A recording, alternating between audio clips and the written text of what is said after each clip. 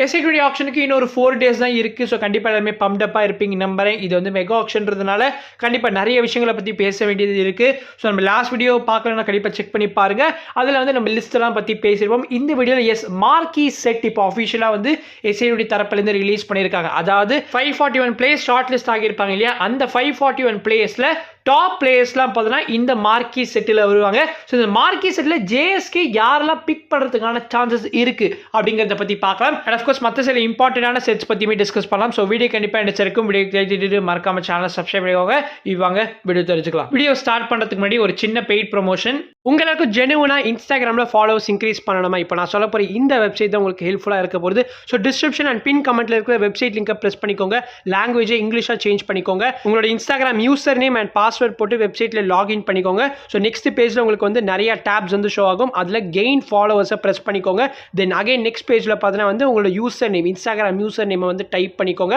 And கீழே இருக்கிற அந்த கிரீன் கலர் ஃபைண்ட் யூசர் பட்டனை வந்து ப்ரெஸ் பண்ணிக்கோங்க. தென் லோட் ஆகி நெக்ஸ்ட் பேஜில் பார்த்தீங்கன்னா உங்களோட இன்ஸ்டாகிராம் ப்ரொஃபைல் பிக் காட்டும். அதுக்கு கீழே வந்து நம்பர் ஆஃப் ஃபாலோவர்ஸ் எவ்வளோ இன்க்ரீஸ் பண்ணணும்னு கேட்கும். ஸோ நீங்கள் வந்து மினிமம் லீஸ்ட் அமௌண்ட்டே வந்து செலக்ட் பண்ணிக்கோங்க. தென் இந்த கிரீன் கலர் ஸ்டார்ட் பட்டனை ப்ரெஸ் பண்ணிட்டு உங்களோட இன்ஸ்டாகிராம் அக்கௌண்ட்டை லாகின் பண்ணி பார்த்தீங்கன்னா உங்களுக்கு ஃபாலோவர்ஸ் 1 by 1 கெயின் ஆகிட்டே இருக்கும். ரீசெண்டாக பிடிஐ நியூஸ் ஏஜென்சிக்கு நம்ம காசி விஸ்வநாதன் சார் இருக்கார் இல்லையா, அவர் வந்து இம்பார்ட்டன்டான ஒரு அப்டேட் வந்து ஷேர் பண்ணியிருக்காரு. ஸோ நம்ம சிஎஸ்கேயோட சேர்மனா இப்போ என் ஸ்ரீனிவாசனை வந்து அப்பாயிண்ட் பண்ணியிருக்காங்க. கிட்டத்தட்ட ஒரு டெக்கேட் கழிச்சு திரும்ப என் ஸ்ரீனிவாசன் இஸ் பேக் அட் சிஎஸ்கேன்னு சொல்லி ஆகணும். ஸோ இப்போ வந்து சிஎஸ்கே மட்டும் இல்லாமல் ஜேஎஸ்கே அண்ட் டிஎஸ்கே இருக்காங்க இல்லையா, அந்த 2 டீம்ஸையுமே வந்து என் ஸ்ரீனிவாசன் தான் அட்மினிஸ்ட்ரேட் பண்ணுவார். அண்ட் அதுக்கப்புறம் நம்ம காசி சார் கிட்ட இன்னொரு விஷயத்தை பற்றியுமே கேட்டிருப்பாங்க. அதாவது அஸ்வின் வந்து ஜேஎஸ்கே அண்ட் டிஎஸ்கேல எதிர்பார்க்கலாமா அப்படின்னு. அதுக்கு நம்ம காசி சார் என்ன சொல்லியிருக்காருன்னா, அஸ்வின் ஆல்ரெடி சூப்பர் கிங்ஸ் அகாடமியில் ஒர்க் பண்ணிட்டு தான் இருக்காரு. ஸோ எஸ் நாங்கள் யூஸ் பண்ணிட்டு தான் இருக்கோம் அவரை. அண்ட் எஸ்ஐடி அண்ட் எம்எல்சியில் வந்து அவர் ப்ளே பண்ணுவாரான்னு கேட்டீங்கன்னா இப்போதைக்கு அவர் வந்து எஸ்ஐடியில் ரெஜிஸ்டர் பண்ணலை. அவர் வந்து ILT20 தான் ரெஜிஸ்டர் பண்ணியிருக்காரு. அங்கே நாங்கள் கிடையாது அப்படின்ற மாதிரி நம்ம காசி விஸ்வநாதன் சார் வந்து சொல்லியிருக்காரு. ப்ராப்ளி நெக்ஸ்ட் இயர் எம்எல்சியில் வந்து ஆஷனா டிஎஸ்கேல ப்ளே பண்ணுறதுக்கான சான்சஸுமே இருக்குது. ஏன்னா உங்களுக்கு எம்எல்சியில் எப்படி வந்து சைனிங்ஸ்லாம் நடக்கும்னு தெரியும். எல்லா சைனிங்ஸுமே வந்து பிளேயர் டு டீம் நெகோசியேஷன் தான். அதனால நம்ம டிஎஸ்கே ஆஷனாவை அப்ரோச் பண்ணுறதுக்கான சான்சஸுமே இருக்குது. அண்ட் ரீசெண்டாக ஒரு ரிப்போர்ட் பார்த்துருந்தேன். அதில் என்ன சொல்லியிருந்தாங்கன்னா அஸ்வின் நெக்ஸ்ட் இயர் வந்து பிபிஎல்ல பார்ட்டிசிபேட் பண்ணுறதுக்கான சான்சஸுமே ஹையாக இருக்கான். Ruturaj Gaikwad is well and truly பேக்னு சொல்லலாமா? ஏன்னா இப்போ ரீசெண்டாக புச்சிபாபு டிராஃபியில் வந்து ஒரு செஞ்சுரி ஸ்கோர் பண்ணியிருப்பாரு.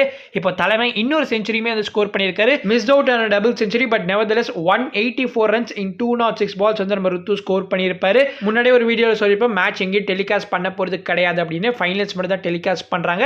பட் இருந்தாலும் சில ஸ்னாப்ஸ்லாம் வந்து கிடச்சிருந்தது ட்விட்டரில். ஸோ இங்கே நீங்கள் பார்க்கலாம் ருத்து வந்து செஞ்சுரி அடிச்சுட்டு ஒரு செலிப்ரேஷன் பண்ணியிருக்காரு. ஆக்சுவலி புச்சிபாபுல வந்து செலிப்ரேஷன்லாம் எதுவும் பண்ணியிருக்க மாட்டாரு. செஞ்சுரியை ஸ்கோர் பண்ணிட்டு ஜஸ்ட் ஒரு வாக் பண்ணிட்டு அப்படியே போயிருப்பாரு.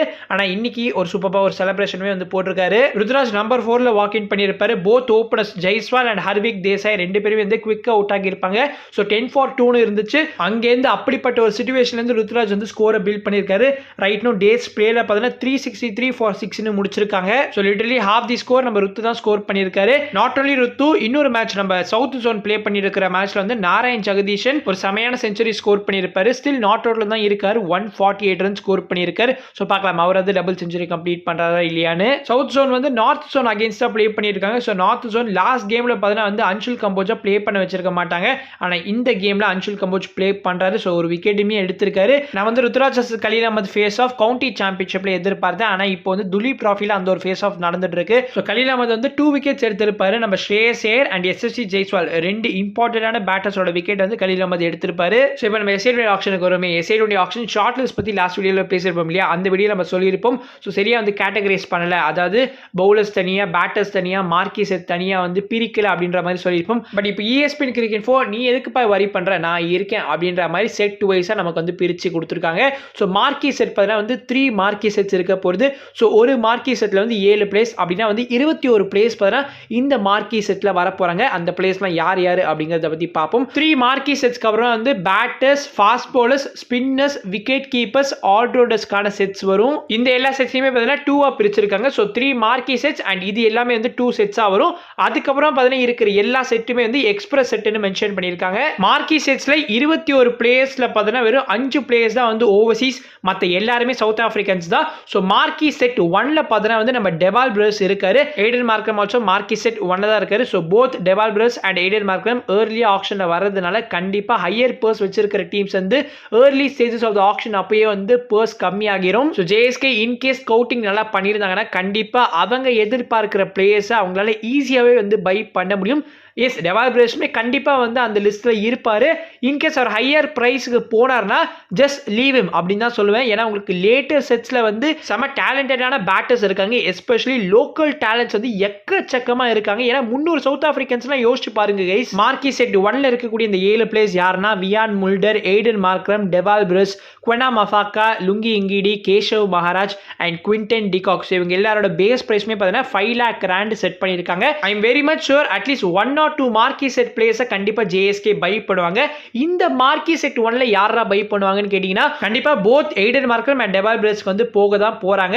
ஸோ இவங்க ரெண்டு பேருமே கிடைக்கலன்ற பட்சத்தில் maybe Quinton de Kock or Wiaan Mulder இவங்க ரெண்டு பேர்ல ஒருத்தருக்கு கண்டிப்பா போகலாம். மார்க்கி செட் 2க்கு வந்தனா Rassie van der Dussen, Matthew Breetzke, Senuran Muthusamy, Anrich Nortje, Nandre Burger, என் பீட்டர், டெவான் கான்வே. ஸோ இந்த 7 பிளேயர்ஸ் தான் மார்க்கி செட் 2ல இருக்காங்க. செட் 2ல Devon Conway and Matthew Breetzke தான் அவங்களோட பேஸ் பிரைஸா 2 lakh rand செட் பண்ணிருக்காங்க. மத்த எல்லாருமே வந்து 5 lakh rand தான் செட் பண்ணிருக்காங்க. இந்த செட்ல there are 2 important fast bowlers, Anrich Nortje and Nandre Burger. Nandre Burger ரீசெண்டா எம்எல்சில டிஎஸ்கேக்காக எவ்வளவு எஃபெக்டிவா இருந்தா நம்ம பார்த்திருப்போம். சோ ப்ராபபிலி என்னோட கணிப்பு படி நாண்ட்ரே பர்கர் தான் நம்ம ஜேஎஸ்கேட ஃபர்ஸ்ட் பிக்கா இந்த ஆக்ஷன்ல இருந்தாகணும். டெவான் கான்வேக்கு இருக்கிற இந்த பிராண்ட் அண்ட் ஃபேஸ் வேல்யூக்காகவே அவர் கண்டிப்பா ஏதாவது ஒரு பிரான்ச்சைசி பிக் பண்ண தான் பார்ப்பாங்க. ரீசெண்டா ப்ளே பண்ண இன்டர்நேஷனல் T20 ட்ரை சீரிஸ்லயுமே டெவான் கான்வே டீசெண்டா தான் பெர்ஃபார்ம் பண்ணியிருப்பாரு. சோ கண்டிப்பா you will get at least one bid, but JSK கிட்ட இருந்து அந்த பிட் இருக்க கூடாது அப்படிங்கறத என்னோட ஒரு கைண்ட் ரெக்வெஸ்ட். மார்க்கி செட் 3ல Gerald Coetzee, Lizaad Williams, Ottniel Baartman, Gudakesh Motie, Maheesh Theekshana, Jordan Cox, Mustafizur Rahman இருக்காங்க.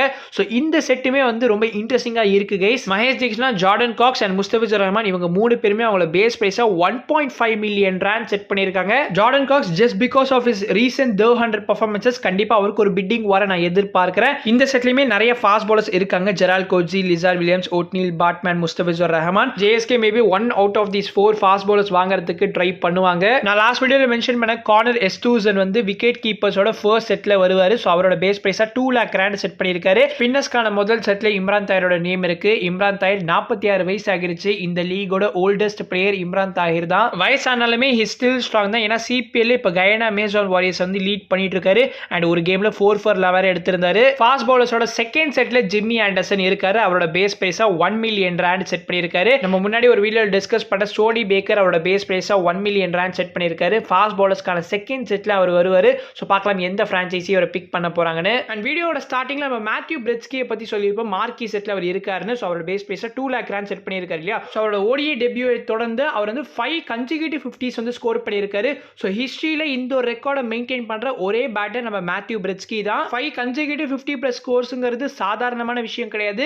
ஸோ அப்படிப்பட்ட ஒரு ஆவரேஜ், அப்படிப்பட்ட ஒரு கன்சிஸ்டன்சி அவர் மெயின்டைன் பண்றாருன்னா அது கண்டிப்பாவே ஒரு ரிமார்க்கபிளான ஒரு அச்சீவ்மெண்ட். ஈவன் ஐபிஎல்ல கூட எல்எஸ்டி ஸ்குவாட்ல இவர் இருந்தாருன்னு நினைக்கிறேன். ஆனா எல்எஸ்டி இவர் கண்ணிலே காட்டல. பழைய let's see in case Dewald brothers, Aiden Markram சொல்லிட்டு நமக்கு எந்த ஒரு நல்ல பேட்டருமே கிடைக்கலனா மார்க்கி செட்ல இந்த ஒரு பேட்டருமே இருக்காரு கைஸ். ஸோ இவரையுமே கண்டிப்பா வந்து வாட்ச் அவுட் பண்ணுங்க. ஸோ செப்டம்பர் 9 5:30 மணிக்கு டானு டிவிக்கு முன்னாடி உட்காந்துருங்க. ஸோ மார்க்கி செட்டையாவது வந்து ஃபுல்லா உட்காந்து பாருங்க. அதுக்கப்புறம் நடக்கக்கூடிய செட்ஸ் வந்து ஜஸ்ட் லைவ் அப்டேட்ஸா வந்து தெரிஞ்சுக்கோங்க. பட் மார்க்கி செட்டை வந்து லைவா வாட்ச் பண்ணுங்க. கண்டிப்பா அது வந்து வேற லெவல் எக்ஸைட்மெண்டா இருக்கும். ஸோ யா கைஸ், நீங்க கண்டிப்பா மார்க்கி செட்ல எந்த பிளேஸ் தான் ஜேஎஸ்கே பிக் பண்ணணும் அப்படிங்கிற உங்களோட கருத்துக்களை கண்டிப்பா கமெண்ட்ஸ்ல ஷேர் பண்ணுங்க. நான் உங்களை அடுத்த வீடியோ சந்திக்கிறேன். அது வரைக்கும் பீஷியஸ் பை.